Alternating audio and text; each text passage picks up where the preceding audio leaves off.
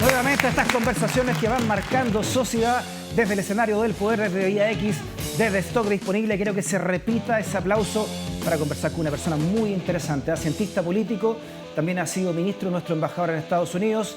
Presento a don Genaro Arriagada, también fue mi jefe, También, en un momento trabajamos juntos, Genaro, sí, haciendo periodismo.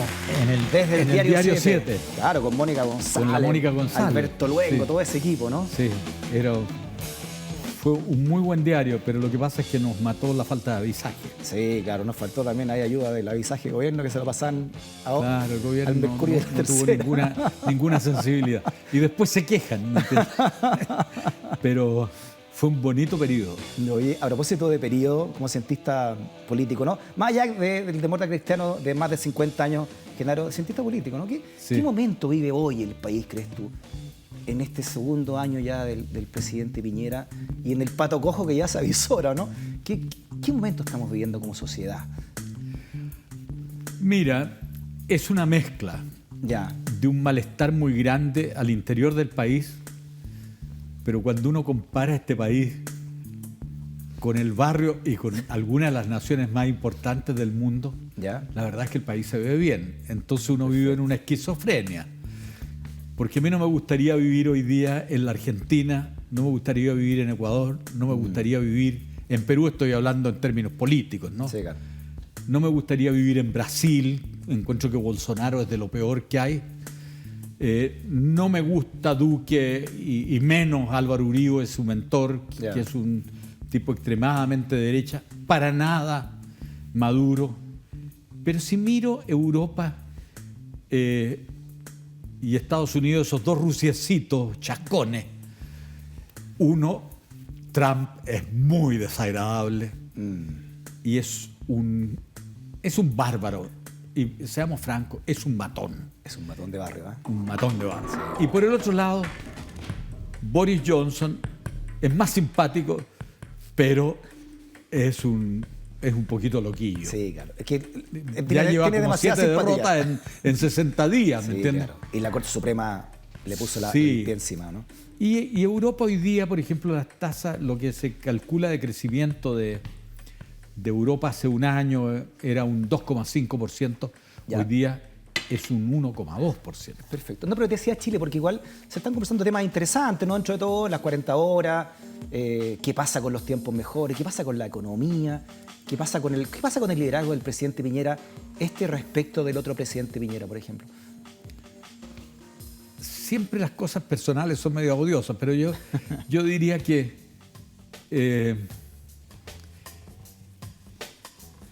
Piñera está complicado. Cuando Piñera ganó, la derecha vivió un periodo de euforia y dijo aquí, ha ganado no un presidente, sino que ganó una serie de presidentes de derecha. Claro. Y entonces dijeron, después de Piñera, con esta oposición fragmentada, sin proyecto, media destruida, va a venir otro y vamos a gobernar por 8 o 12 años. Hoy día, si uno llega y conversa con la gente, no hay nadie que piense que este gobierno va a durar más de 4 años. Así es. Y yo creo que la cosa está abierta. ¿Cuál ha sido el peor enemigo, crees tú, del presidente Piñera? Bueno, yo creo que él ha tenido... no hablemos de fracaso porque no es fracaso. Yo trato de ser lo más equilibrado en esto, no me cuesta. Piñera le ofreció al país una tasa de crecimiento del 4,5-5%. La verdad es que la tasa de crecimiento hoy día está en el 2,5% y es muy complicado para un gobierno que su primer y fundamental oferta no la va a poder cumplir ni en la mitad. Esto de los tiempos mejores es un fantasma, ¿crees tú? Claro. No hay tiempos mejores, pero tampoco hay crisis, porque el país no está en un crecimiento negativo como Brasil, como Argentina. Ecuador está creciendo al 0,5%. En consecuencia, pero esto no es lo que Piñera prometió y eso le revienta en la cara. Y me da la impresión de que hay una gran frustración en el país. Los empresarios son ciclotímicos. ¿Ya? Pasan de la euforia al piñerismo, como la gran cosa, y hoy día los índices de pesimismo económico en Chile son de los más bajos del mundo. Genaro, ¿usted cree que el presidente está sintiendo esa presión de los empresarios? Miren lo que ha pasado con las 40 horas, las 41 horas del gobierno, que la ha retrasado. Ahora esta semana nombró una comisión para pensar estos 2 meses más. En fin, ¿no? Está dilatando el proyecto, después de haberlo apoyado por lo menos en 41 horas, ¿no? Sí, yo creo que ahí el gobierno se ha jugado mal. Se ha jugado mal porque los presidentes de la República tienen que tener coraje para enfrentar aquellas cosas que no le parecen bien.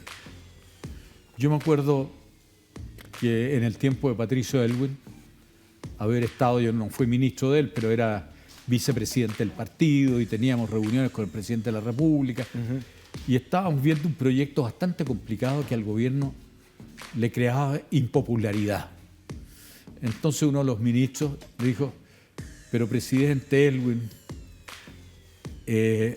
usted no puede oponerse a esto porque esto lo hace muy impopular. Y Aylwin llegó y le dijo, mire, yo tengo capital político y el capital político es para usarlo. Y yo que un presidente de la República tiene la obligación de hacerlo. Si Piñera cree que el proyecto de las 40 horas es malo, que lo vete. Yeah. Pero, y que explique al país por qué lo votó, por qué lo vetó. Perfecto. ¿Entiendes? Pero lo que yo encuentro malo es esta cosa media ambigua. ¿Eso es falta de liderazgo entonces? ¿Ah? Eso es falta de liderazgo entonces, ¿no? Yo creo que eso es una falta de liderazgo. El presidente ha cometido muchos errores. No ha cometido, yo voy a ser bien franco, a mí me molestaba mucho, yo nunca fui un bacheletista militante, pero me molestaba mucho la derecha cuando llegaba y decía que el gobierno de la presidenta Bachelet estaba destruyendo la economía. Claro. No fue así. Y la mejor prueba está en que la presidenta Bachelet dejó una tasa de inflación muy baja, un déficit fiscal muy bajo y una tasa de crecimiento mediocre. Eso es cierto. Pero este gobierno tiene que reconocer que no le ha ido mejor. Ha tenido una tasa de crecimiento, la presidenta Bachelet tuvo un 1,7, ahora vamos en un 2,5. No una gran cosa. La tasa de inflación baja, el déficit fiscal bajo. Perfecto. Pero el presidente no... Yo creo que hay una falta de liderazgo. Genaro, usted no está en la directiva de la democracia cristiana, pero es de las voces que más se escuchan dentro de la ADC. Y usted ha sido muy crítico del llamado concepto de la unidad de la oposición, ¿no? Y ha levantado bastante polvareda lo que usted ha dicho, esto de no pensar, no se puede pensar nuevamente en una utopía, pensar algo así, dijo, ¿no? Entre una democracia cristiana y un frente amplio pasando por un partido comunista. ¿Por qué? ¿Qué es lo que tendría que ser entonces la unidad de la oposición? Bueno, yo creo que lo peor es cuando uno crea una unidad que es una especie de mermelada, una ameba que no tiene límite y que no tiene formas. Yo prefiero que hayan 1 o 2 bloques que tengan forma, que sepan lo que quieren y que después se entiendan. Perfecto. Pero lo que no me gusta es un mundo donde los demócratas cristianos no se atreven a ser demócratas cristianos porque molestan al Partido Socialista. O los socialistas no se atreven a ser socialistas porque molestan a los demócratas cristianos. ¿Por qué fue un gran error de la DC juntarse con el Partido Comunista? No, yo no creo que sea un... Yo creo que el Partido Comunista hay que ubicarlo en lo que es. Es que usted lo ha señalado porque eso, digamos, ese tipo de alianzas le habían quitado identidad a la democracia cristiana. Sí, bueno, nosotros tenemos una relación con el Partido Comunista desde que se creó la Falange. Claro. La posición nuestra frente a los comunistas ha sido siempre más o menos la misma. Estamos en profundo desacuerdo respecto al tipo de sociedad que queremos construir. Estamos en profundo desacuerdo respecto del tipo de orden internacional que queremos construir. Pero los demócratas cristianos nunca hemos sido partidarios de ese anticomunismo salvaje que persiguió al Partido Comunista, que lo puso fuera de la ley y que durante el régimen militar hubo un intento de genocidio, en el sentido de que hubo un intento de asesinato sistemático de la dirección comunista. Nosotros nos opusimos a la ley maldita. Sí. Hay un discurso maravilloso de Radomiro Tomic, de González Videla. En el tiempo de González Videla. Con Eduardo Frei fuimos partidarios, los demócratas cristianos, de la derogación de la ley maldita. Eduardo Frei Montalva. Eduardo Frei Montalva. Y cuando vino la transición a la democracia, en la primera reforma constitucional nosotros exigimos la derogación del artículo 8º de la Constitución de Pinochet, que ponía fuera de la ley al Partido Comunista. ¿Y este partido de hoy, Partido Comunista de hoy, usted lo ve más sintonizado con los tiempos de ese Partido Comunista? Bueno, yo creo que el Partido Comunista, el comunismo en todas partes del mundo vive una crisis muy profunda. Ya. Porque si yo llego y miro a China en materia económica es casi neoliberal, no voy a poner, es casi neoliberal. Pero en materia política es una dictadura del Partido Único Comunista. Si yo miro Vietnam, cuando uno se acuerda, tú eres muy joven, pero yo salí a tirar piedras contra el consulado norteamericano por la cosa que me parecía atroz, que era la guerra de Vietnam. Hoy día Vietnam es una economía muy neoliberal con una dictadura comunista. Entonces, ¿qué es lo que te queda? Te queda tal vez Corea del Norte, dictadura comunista y régimen económico cerrado, y yo diría que Cuba. Pero en general es difícil saber qué es lo que son los comunistas hoy. Yeah. Y ese es mi punto. Ahora... No, pero el de Chile, me refiero al de Chile. Aterrizándolo un poco, pensando en la alianza. El Partido Comunista chileno, yo creo que con él tuvimos muchos desacuerdos y también acuerdos. Por ejemplo, hace pocos días se celebraba un nuevo aniversario del no, y fue interesante. Yo sinceramente no fui porque ya me parece que 31 años celebrando lo mismo es mucha nostalgia. Pero el Partido Comunista no fue. Y encontré que era razonable. Yeah. Porque el Partido Comunista, hasta el año 1987, estaba planteando de que aquí habían dos caminos de transición. Uno en el cual estábamos nosotros, los socialistas, el PPD. Perfecto. Y otro que estaban ellos. Tenemos imágenes de esa época Claro, y ellos llegaban y sostenían de que aquí lo que cabía era votar a Pinochet por la vía de una lucha armada, claro, y que en ese cuadro lo que tendría que suceder, ellos decían, una democracia avanzada como Cuba, sí, o Nicaragua. Al final terminaron apoyándose, ¿no? Sí, al final se sumaron. Hay que ser honesto en el sentido de que el Partido Comunista, que cometió, a mi juicio, tantos errores, finalmente llamó a inscribirse en los registros. Claro. Y finalmente llamó a votar. En consecuencia, yo nunca he negado que el Partido Comunista en los meses anteriores al plebiscito cambió de posición, llamó a inscribirse en los registros electorales y llamó a votar no. Perfecto. Interesante lo que usted dice, ¿no? Viendo esta foto también de la época de 1988, ya gasta 30 años suficiente estar recordando. Sí. No me sigan invitando ya. Pero yo parezco ahí igual de pelado. Nunca fue lo suyo la chasquilla, nunca fue lo suyo. Sí. Oiga, Genaro, ¿cómo hubiese votado usted? Usted nunca ha sido parlamentario, pero como si hubiese sido parlamentario hoy, ¿no?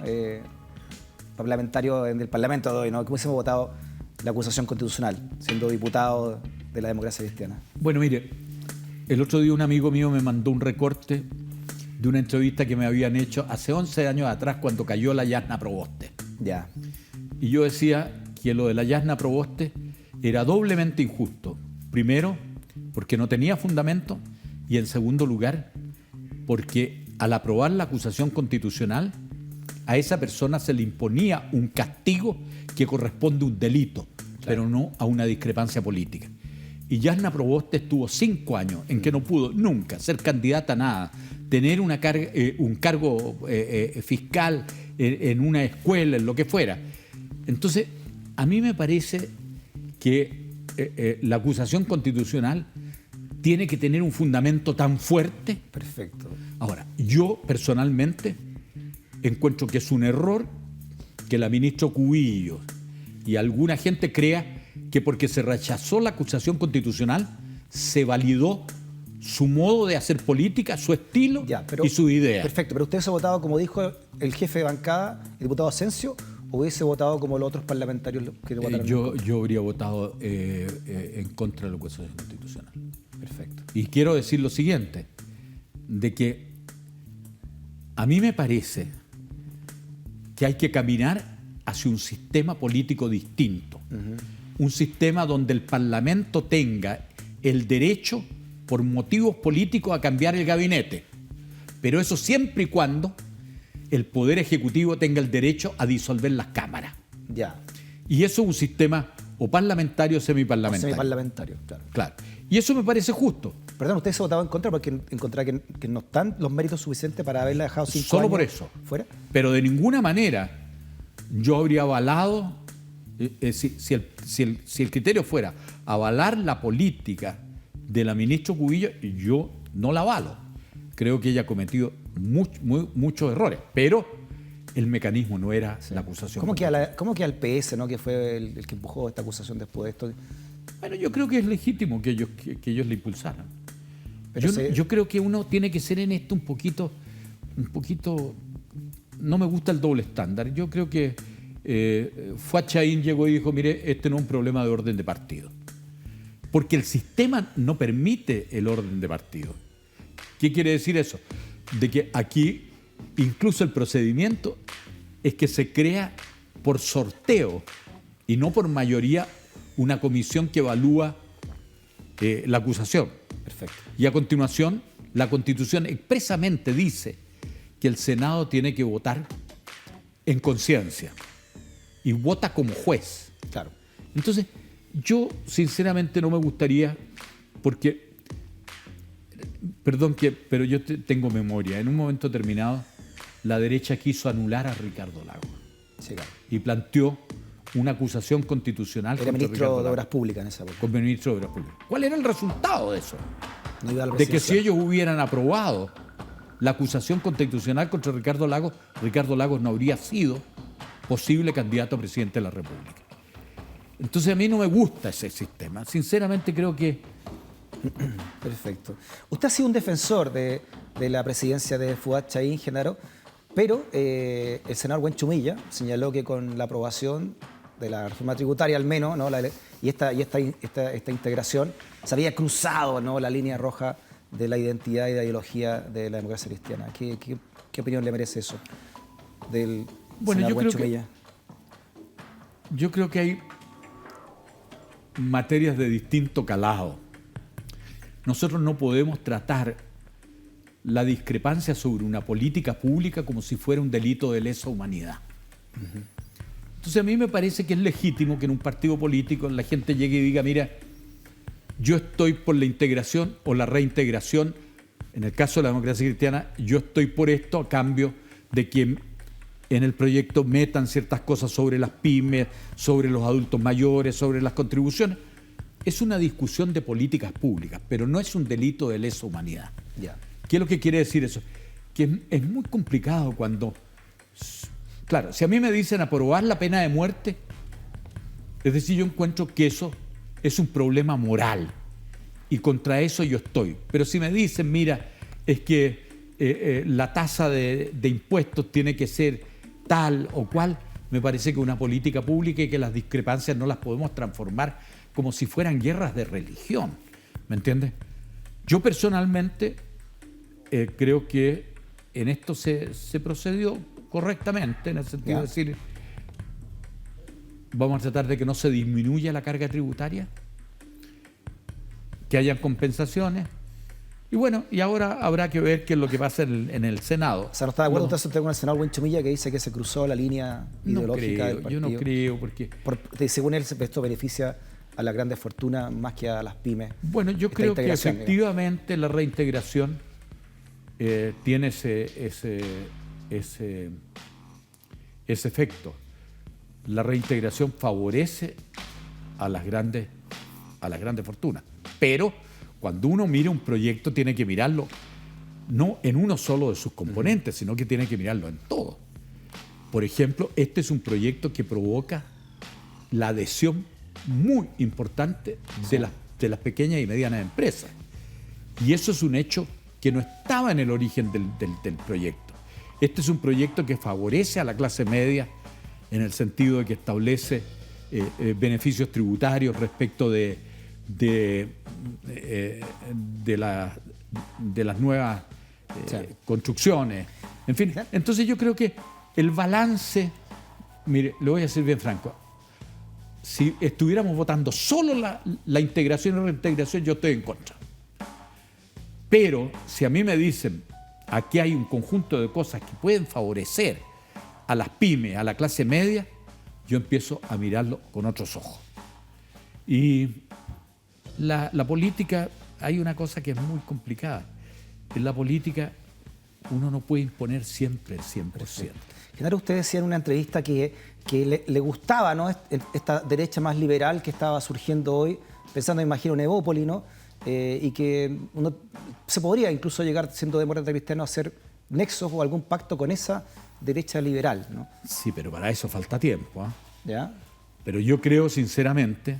Pero si Evópoli, por ejemplo, si Evópoli se escindiera, ¿no?, del ala RN UDI o más pinochetista, ¿usted estaría por hacer un pacto? Lo voy a poner de la siguiente manera. No me voy a referir solo a Chile. En Brasil, si el candidato es Bolsonaro, debiera todos los partidos de centro izquierda unirse contra Bolsonaro. Perfecto. Y entonces, ¿cuál es mi punto? A mí, José Antonio Kast me parece una oferta política peligrosa, populista y liberal. Yo creo que tengamos cuidado porque mañana pasado nos puede pasar lo que le pasó a la centroizquierda en Brasil, de que de repente empezó a crecer el Bolsonaro y cuando llegó la hora de juntarse, los agravios eran tan grandes en ellos que no se pudieron unir. Yeah. Y Bolsonaro lo tenemos arriba. Yo personalmente, a mí no estoy de acuerdo en pactos con la derecha. Lo he dicho muchas veces, la democracia cristiana, si pacta con la derecha, estalla. Perfecto. Pero con esta derecha liberal, ¿no? Con Evópoli. Bueno, si mañana pasado apareciera una derecha liberal, yo le empiezo a encontrar los ojitos azules. ¿Me entiendes? En el sentido de que una derecha que sea abierta al diálogo, que crea en la democracia representativa, que defienda las libertades básicas. Bueno. ¿Aún no surge esa derecha, dice usted? ¿Evópoli todavía no está en ese camino? Yo creo que Evópoli es un partido interesante porque hay que pensar que Evópoli acaba de ser creado. En la última elección parlamentaria obtuvo un 5% de los votos. Perfecto. El Partido Radical, que tiene 100 años, obtuvo un 3,5%. Y el Partido Comunista, que tiene 80 años, tuvo un 4,5%. Entonces Evópoli ha descubierto un nicho. Ojalá les vaya bien en el sentido de que tengamos una derecha culta, civilizada, dialogante. Y con esa, a lo mejor no vamos a hacer pactos electorales, pero podemos tener una discusión de respeto, de consideración, en fin. Oiga, por último, Genaro, estuvimos acá al alcalde Daniel Jadue de Recoleta, ¿no? Sí. Entrevistado, y él dice, bueno, si mi partido lo pide y yo quiero demostrar que se puede hacer de Chile una gran Recoleta, no le tengan miedo a los comunistas, ¿no? En parte de su entrevista que dio. ¿Usted votaría por alguien como Daniel Jadue si fuera un candidato frente a alguien de derecha? Les soy bien franco, yo tengo muchas discrepancias con el Partido Comunista como para pensar que puedo ser parte de una alianza de gobierno con ellos. Pensamos muy distintos respecto de qué sistema político queremos en el mundo internacional, en fin. Pero yo lo que no estoy de acuerdo es negar el derecho de Jadue a ser candidato a presidente y armar las alianzas que pueda. Perfecto. Eso forma parte del juego democrático. Además, no conozco en detalle a Jadue, pero nunca lo he visto en una cosa en la cual me parezca que ha tenido actitudes que yo dijera incorrectas. ¿Y se imagina la democracia cristiana detrás de ese proyecto? No la veo, fíjese. No la veo, sinceramente no la veo. Muy bien. Narrativa reunida de Filiberto Hernández, ¿ah? Se lo regala Penguin, gran libro, gran libro. Gran pensador. Además de eso, es un inspirador de casi todos los escritores del boom. Sí, claro, por supuesto. De Cortázar, de Gabriel García Márquez. Felisberto. Es un uruguayo Hernández, muy notable. Pero grande uruguayo que ha tenido varios grandes uruguayos. Claro. Para usted, Genaro. Muchas gracias. Con este aplauso y el agradecimiento por haber venido. Gracias. Muchas gracias.